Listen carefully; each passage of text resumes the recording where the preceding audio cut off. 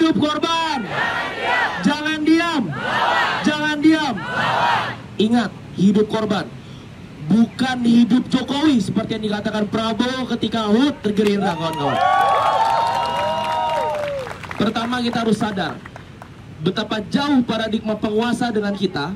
Di saat kita di setiap hari, setiap Kamis selalu teriak hidup rakyat, hidup korban, tapi penguasa-penguasanya masih bilang hidup Jokowi. Begitu murah, begitu hina penguasa yang abai pada gerakan sipil, bahkan membantah gerakan-gerakan yang kita bangun dengan hanya satu representasi kata hidup Jokowi.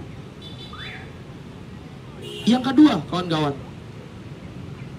pekan ini masih kita anggap sebagai pekan Indonesia gelap. Masih kawan-kawan? Masih kawan-kawan?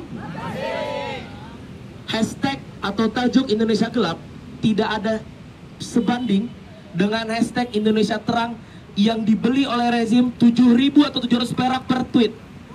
Artinya buzzer-buzzer itu tidak sebanding, kawan-kawan. Indonesia gelap bukan tentang saya, bukan tentang milik kawan-kawan, tapi milik rakyat Indonesia. Dan yang lebih penting, Indonesia gelap adalah tajuk yang mempersatukan seluruh kelas, mempersatukan seluruh usia, mempersatukan seluruh pandangan yang percaya bahwa hari ini, kemarin, dan esok Indonesia gelap karena kita takut, khawatir, marah, kecewa pada kondisi negara yang penuh ketidakpastian dan penuh kebohongan. Sebelum kita masuk dan mungkin membedah 13 tuntutan bahkan lebih dari hari Senin kemarin, Koalisi Masyarakat Sipil turun ke jalan, hari Kamis, hari Jumat, kita bedah bagaimana pemerintah atau penguasa merespon gerakan sipil, merespon proses kritik yang kita lakukan. Kita mulai dari yang pimpinan paling tinggi bernama Presiden Prabowo Subianto yang bilang bahwa endasmu. Kita dibilang tidak ada Indonesia gelap, kau yang gelap. Tajuk kabur aja dulu dibalas sama pemerintah. Kabur aja, kalau bisa nggak usah balik. Kayak nggak pernah kabur kalau kata Bapak. Ada lagi yang bilang, Ketua MPR RI bilang, aksi kemarin aksi yang kontraproduktif. Lantas yang dilakukan mereka kemarin, hari ini dan besok, apakah jauh lebih produktif dibanding kita yang lakukan, teman-teman? Apakah jauh lebih produktif dibanding kita lakukan? Tidak. Keseharian mereka akan mengumpulkan masa-masa untuk membayar, untuk membalas tajuk Indonesia gelap. Membayar polisi untuk menginjak-injak masyarakat.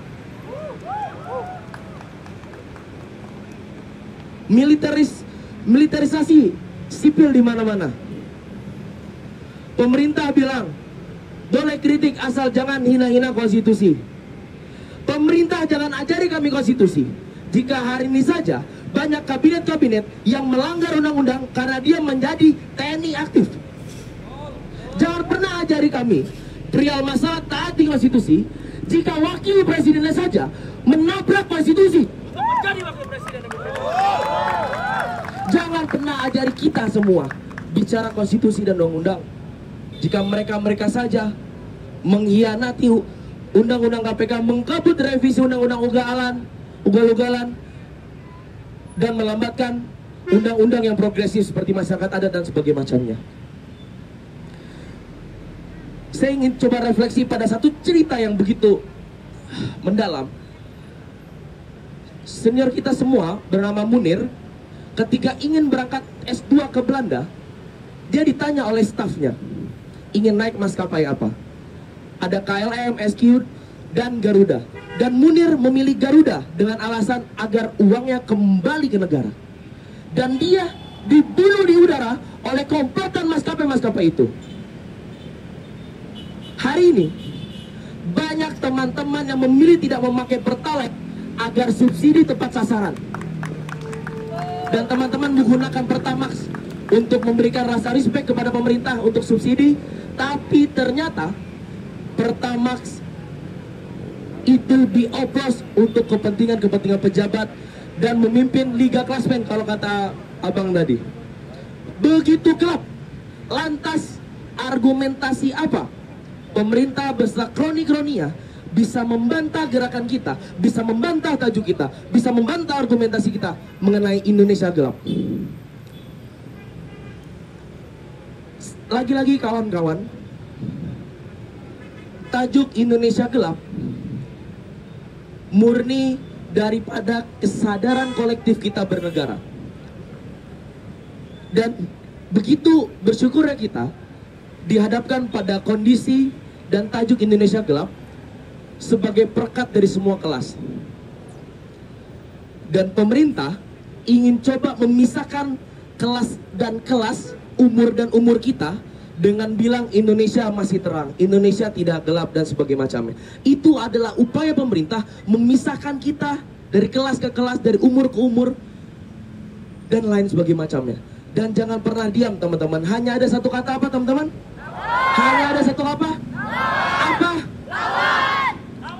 Terakhir teman-teman, jika teman-teman pernah berpikir 5 menit sebelum teman-teman tidur, apakah pemerintah layak diapresiasi karena begitu responsif ketika LPG meledak, ada 2 orang meninggal di Tangerang, dia langsung stopkan kebijakan itu. Ada masalah di Kementerian Dikti, dia langsung pecat. Apakah teman-teman pernah berpikir itu perlu diapresiasi? Saya akan memberikan preferensi bahwa itu tidak perlu diapresiasi. Mengapa? Itu adalah kewajiban yang sudah sepatutnya dilakukan oleh pemerintah. Hari ini juru bicara istana selalu bilang, apresiasi dong kepemimpinan Prabowo sekarang. 2 hari ada masalah, pecat. 2 hari ini potong, bersihkan, bang. Itu wajar, itu biasa. Kenapa dianggap luar biasa? Artinya ada pola pikir dan standar yang lebih rendah menganggap itu adalah luar biasa. Karena rezim sebelumnya jangankan direspon, malah dibantah. Itu adalah standar daripada kewajiban pemerintah yang punya seluruh fasilitas untuk melakukan apapun. Itu bukan hal yang luar biasa, itu hal yang biasa. Jangan pernah termakan oleh omongan juru bicara kroni-kroni pemerintah bahwa apresiasi dong, ini ada tindakan luar biasa. No, ini biasa. Karena mereka digaji pakai sedikit banyaknya gaji kawan-kawan dan kita semua. Sepakat teman-teman?